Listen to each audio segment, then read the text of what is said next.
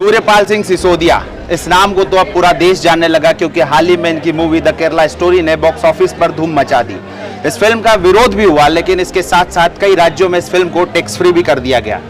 इस वक्त हमारे साथ मौजूद है द केरला स्टोरी को जिसकी स्क्रिप्ट जिन्होंने लिखी है सूर्यपाल सिंह सिसोदिया जी, जो कि धार जिले के मनावर से आते हैं। सूर्यपाल सिसोदिया जी जो है आज गंधवानी में महाराणा प्रताप हिंदू युवा संगठन की ओर से यहाँ पर उनको आग्रह करके उनको बुलाया गया था, जिस पर उन्होंने कई इस फिल्म को लेकर जो है वो इस फिल्म से जुड़ी सच्चाइयों को बताएं। सूर्यपाल जी, आपको इस स्क्रिप्ट को लिखने में कितना समय लगा और क्या कुछ चुनौतियाँ आपके सामने रही? जी, फिल्म की कहानी लिखने में मेरे डायरेक्टर को 4 से 5 साल की रिसर्च लगी, लेकिन जब इसको पटकथा का रूप देने का है तो मुझे करीबन 2 वर्ष लगा इसको पूरा पटकथा का और संवाद के साथ पूरी फिल्म को तैयार करने में, और 1 साल लगभग इसकी शूट पे गया।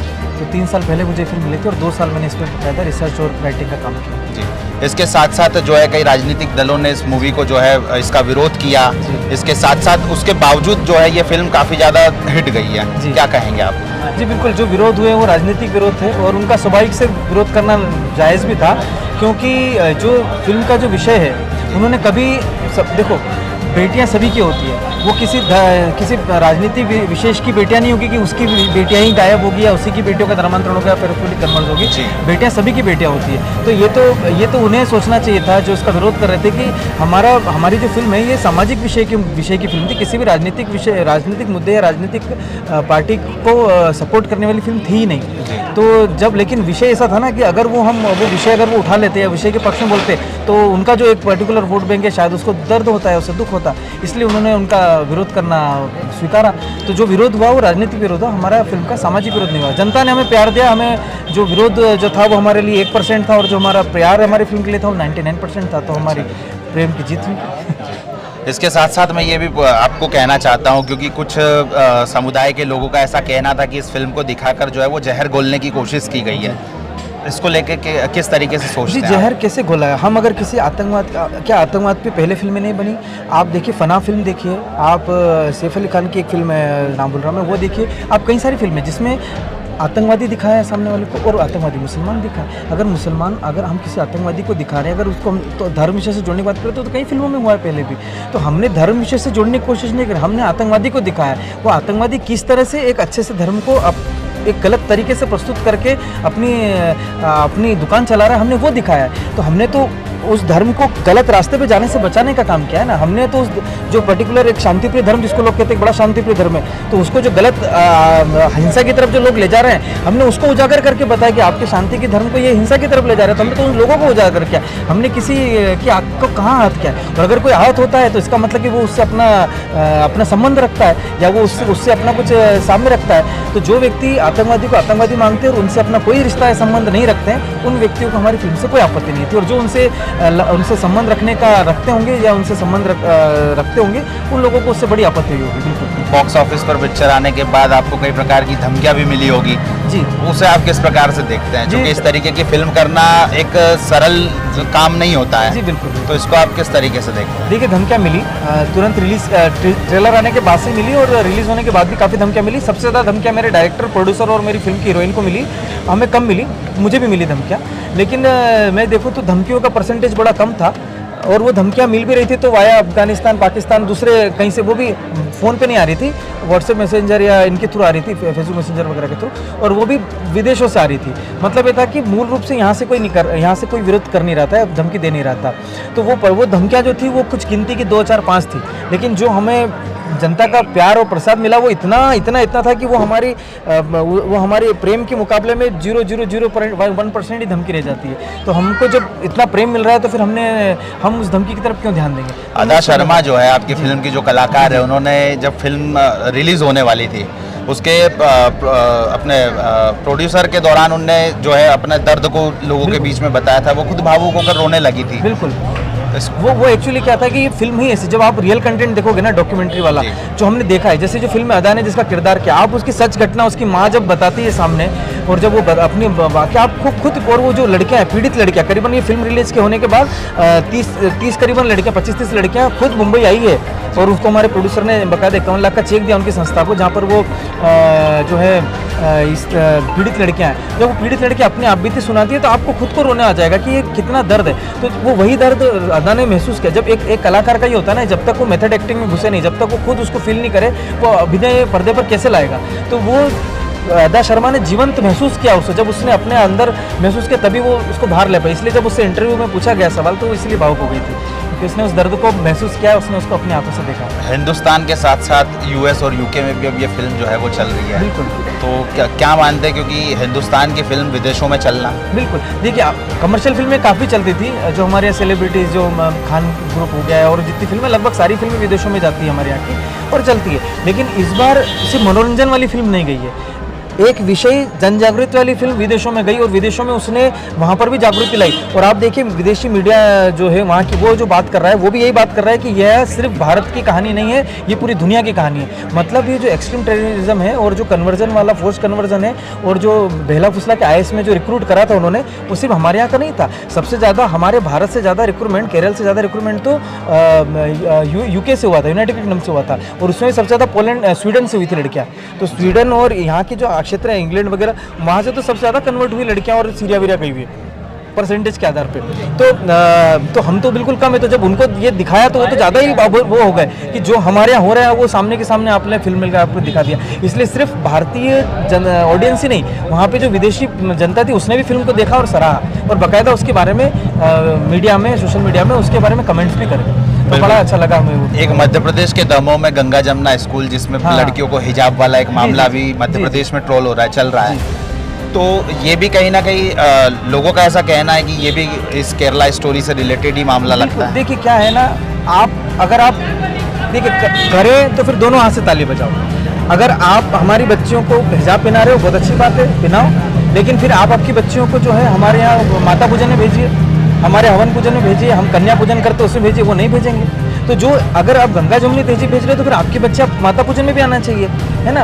और हमारी बच्चे अगर आपके वहाँ पर जा रही है तो ये गंगा जमुना तेजी भी नहीं होती। यहाँ पर सीधा सीधा प्रोपेगेंडा था बच्चियाँ। और सबसे बड़ी बात है, पेरेंट्स क्या कर रहे थे। अगर आपके बच्चे अगर वहाँ पर पढ़ रहे हैं तो आपको पता होना चाहिए हमारे बच्चों के साथ वहाँ पे क्या पढ़ाई हो रही है, किस पढ़ाई हो रही है। आप वहाँ पे आग बंद करके भेज रहे हो क्या बच्चों को? तो पहली गलती तो बच्चों की, पेरेंट्स की भी है। और अगर आप उसको एक कल्चर में ढालने की कोशिश करें तो उसकी कुछ अच्छाइयों के साथ उसको जोड़ के देखा जाए। तो वो मुझे उस विद्यालय के बारे में बहुत ज़्यादा डिटेल नहीं पता, लेकिन जितना पता है उतना था कि एक प्रोपेगेंडा की तरह जो चलाया जा रहा था, जो भी वहाँ पर शिक्षा दे रही थी वो गलत थी। इस तरीके से फोर्स नहीं करना चाहिए। और अगर आप उसको एक तहजीब बना रहे हो तो आप अगर एक पोस्टर आपने हिजाब में डाला था तो दूसरा पोस्टर आपको चुनरियों में डालना चाहिए था, तिलक लगी हुई कन्या पूजन की, और आप उसमें दूसरी बालिकाओं को भी डालते जो मुस्लिम समाज की थे। तो फिर हम मानते कि ये सही में गंगा और जमुना तेजी का स्कूल है।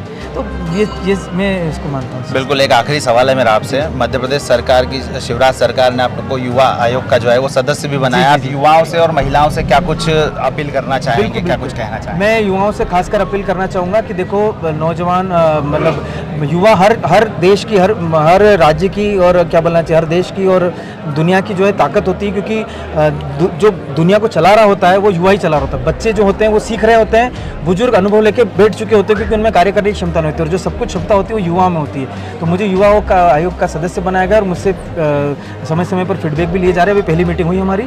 तो मैं यही कहना चाहूँगा कि मैं बिल्कुल लगा हूँ कि हमारे राज्य के युवाओं के अंदर जो प्रतिभा है, सिर्फ कलात्मक क्षेत्र में नहीं, सारे क्षेत्र में, अगर वो कृषक भी बने या एक किसान भी हो युवा, तो वो एक उन्नत किस्म का किसान हो, वो मॉडर्न किसान हो, और वो जो है अपने क्षेत्र में नंबर 1 हो। ये मेरी हमारी कोशिश रहेगी। वो किसी भी किसान बोल रहा हूँ, वो कोई छोटा से छोटा उद्योग या काम धंधा भी करता होगा तो वो उसमें अव्वल रहे और वो अपनी उसमें प्रतिभा को निखार के लाए। ये हमारी कोशिश रहेगी। तो हम इसी में लगे हुए हैं और हम अपने सजेशन भी दे रहे हैं किस तरीके से जो सरकारी योजनाएं जो राज्य शासन या केंद्र शासन की होती है युवाओं को लेकर, उनका क्रियान्वयन ठीक तरीके से कभी कभी नीचे तक नहीं हो पाता है। तो हमारी कोशिश ये भी है कि हम उसको कैसे स्मूथ वे में नीचे तक लेके जाएं, ताकि लोगों को कागजी कार्रवाई और जो प्रोसेसिंग होती है उसमें उलझ ना पाए और सरकारी दफ्तरों के चक्कर उनको काटना ना पड़े और इजी वे में सब चीज़ हो जाए। हमने ये सजेशन भी उनको दिए, इसलिए उन्होंने हमको नॉन पॉलिटिकल ग्रुप से लेके आए, मतलब हमको ऐसे लेके आए कि जो अलग अलग फील्ड के हैं, जो हमारे 11 लोग हैं, और हम लोगों के सजेशन भी इसीलिए रैंडम आ रहे हैं। अब एक जो बंदा है वो कॉफ़ी की, वो चाय सुट्टा बार कॉफ़ी की चेन चलाता है, एक जो है ज्वेलरी की विदेशों तक में उनकी चेन है जो बिजनेस की, तो और एक मैं हूँ जो फिल्म लाइन से आता हूँ, तो सब अलग अलग क्षेत्र के उन्होंने लिए। तो हमारा जो कोर जो एक आइडियाज़ आया वो यही आया कि हम युवाओं के लिए जो योजना तो बना देते, योजना बनाने वाले, लेकिन वो योजना नीचे तक कैसे इम्प्लीमेंट हो और कैसे नीचे से जो है उसका नीचे से ऊपर, ऊपर से नीचे तक की जो एक चेन है वो बिल्कुल स्मूथ वे में काम करना चाहिए, बिना किसी रोक टोक खिंचक के। जैसे पहले पैसे जमा करने जाते थे बैंक में, पैसे आज जमा करने जाओगे, पता चला 2 दिन बाद खाते में आएंगे, वो प्रोसेस तो इंसान बताता नगद दे दे मुझे, खाते में डाली मत मेरे, जो भी प्रक्रिया होती थी। बैंकिंग प्रणाली बड़ी विचित्र किस्म की थी पहले, बड़ी कठिन, और ट्रांजेक्शन शुल्क रख रहा है, ये शुल्क लग रहा है। अभी देखिए एक QR कोड आप स्कैन करते हो, तुरंत पैसा सामने वाले की जेब में, सामने वाला तुरंत डालता है, तुरंत इस वाले की जेब में, मतलब कोई बैंक सब बीच में से कुछ लफड़ा ही नहीं, सेकंड्स में काम होता है। हम इतनी ही त्वरितता और इतनी ही स्मूथनेस योजना और युवा और योजना के बीच में लाने की कोशिश करना चाह रहे हैं। ये हमारी फिलहाल अब हमारी जो कोर टीम है उसका अभी निर्णय है, फिलहाल हम इस पे काम कर रहे हैं। एक सवाल मेरे को फिर याद आया है कि कई लोगों का कहना है कि भारतीय जनता पार्टी चुनाव आने से पहले सब फिल्म का इस तरीके की फिल्म डालती है कि फिर वो हिंदुओं को लेकर और फिर दोबारा वो सत्ता। देखिए ऐसा कुछ नहीं है, ये फिल्म कर्नाटक चुनाव के जस्ट पहले आई थी। अगर हमारी फिल्म प्रोपेगेंडा ही होती, ऐसे ही होती, तो कर्नाटक चुनाव में इसके कुछ अलग परिणाम देखने को मिलते हैं। दूसरी बात ये है कि हमारे 365 दिन कुछ ना कुछ चलता रहता है। अभी विधानसभा चुनाव आने वाला है, उसके पहले देखिए अभी उपचुनाव भी होते हैं, जैसे आपका सरपंच चुनाव होने वाला है, तो हमारे चुनाव किस दिन नहीं होता है, हमारे 365 दिन का कैलेंडर उठाओगे, 5 साल का कैलेंडर उठाओगे, तो कहीं ना कहीं किसी न किसी कोने में चुनाव चल ही रहा होगा। बीजेपी फंडिंग करती इस तरीके की। फंडिंग देखो, फंडिंग का भी मैंने कई मंच से कहा इस बात को कि फंडिंग देखिए, आप 30 करोड़ की फिल्म है हमारी, अगर आप 30 करोड़ कुछ बजट नहीं होता है ना, छोटा बजट होता है, लेकिन अगर ये फंडेड फिल्म होती तो क्या मात्र 30 करोड़ की होती? फिर तो हम बड़ा बजट देखिए ना, हम भी बड़ा बजट ही बोलते हैं कि बड़े बजट बनाते, बड़े कैनवास से बनाते, बड़े बड़े एक्ट्रेस हीरोइन को लाते और इसको भव्य स्वरूप देते हैं, कई चीज़ें होती ना, तो हमारा बजट फिर 30 करोड़ का नहीं होता है ना, और बड़ा होता है। तो फंडेड फिल्म नहीं है ये। अगर फंडेड फिल्म का अलग होता है कि हम और फंडेड क्यों करेंगे सबसे बड़ी बात ये मुझे हास्यास्पद लगता है कि अगर फंडेड ही करना होता तो फिर सारे काम हम छोड़ दे, बीजेपी से फिल्में ही बनाए और फिर फिल्में बना के बस दिखाते रहे तो उसका काम चले, ऐसा नहीं होता है। सब कहने की बात है, ये कलात्मक क्षेत्र है, सामाजिक मुद्दा है, हमने समाज का मुद्दा उठाया, समाज को जागरूक करने का मुद्दा उठाया, और आज माता बहनें जागरूक हुई है हमारी फिल्म देखने के बाद, और वो हमें धन्यवाद देती है कि आपने बहुत अच्छा काम किया, जो हमारे आंखें खोली, बच्चों की आंखें खोली, और आज हम इस चीज़ को समझ रहे हैं। तो हमारा ले दे के फिल्म सामाजिक फिल्म थी। अगर इस सामाजिक फिल्म से अगर किसी पर्टिकुलर राजनीतिक पार्टी उसको प्रमोट कर रही है, भाई माता बहनों को ले जाके दिखा रही है, तो वो उनके जेब से दिखा रही है, उनका एफर्ट लग रहा है उसके अंदर, तो अगर उनका एफर्ट लग रहा है तो आप भी करो, कौन रोक रहा है? दूसरे राजनीतिक पार्टी को भी तो स्वतंत्रता थी ना, हमने एक पर्टिकुलर फिल्म तो नहीं थी ना कि यही इन्हीं की खरीदी हुई यही दिखा पाएंगे।